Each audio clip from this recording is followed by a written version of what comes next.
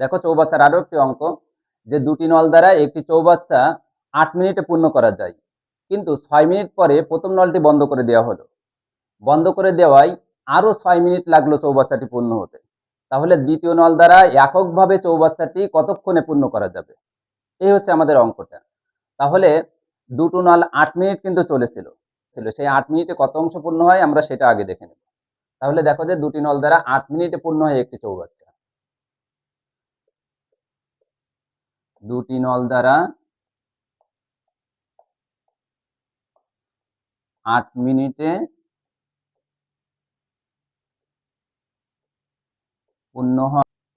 পূর্ণ হয় একটি চৌবাচ্চা।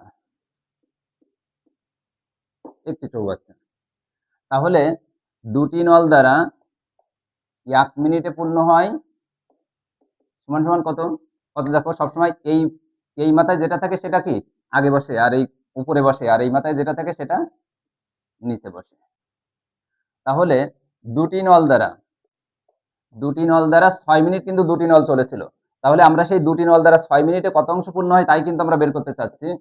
তাহলে দেখো যে এখন 1 মিনিটে যা পূর্ণ হয় 6 মিনিটে কি হবে, তার থেকে 6 গুণ বেশি হবে।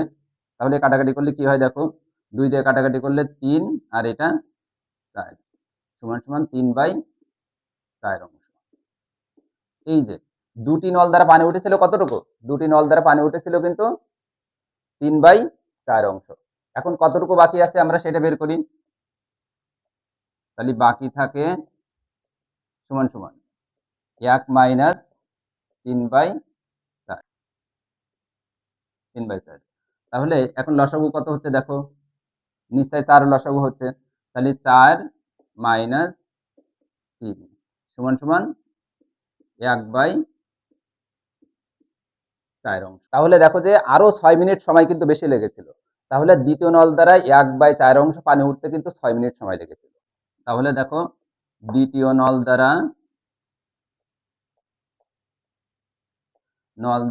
1/4 অংশ পূর্ণ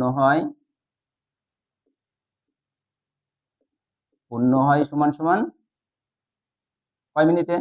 6 মিনিটে। তাহলে দ্বিতীয় নল দ্বারা এক বা, এখানে আমরা সম্পূর্ণ লিখে দিই, সম্পূর্ণ অংশ পানি পূর্ণ হয় সমান সমান দেখো তো 6, আর এই যে প্রথম লাইনে ভগ্নাংশ আছে তাহলে কি হবে, উল্টে যাবে। তাহলে গুণ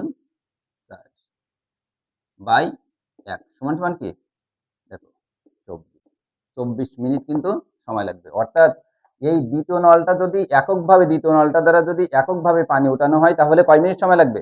চৌবাচ্চাটি পূর্ণ হতে 24 মিনিট কিন্তু সময় লাগবে।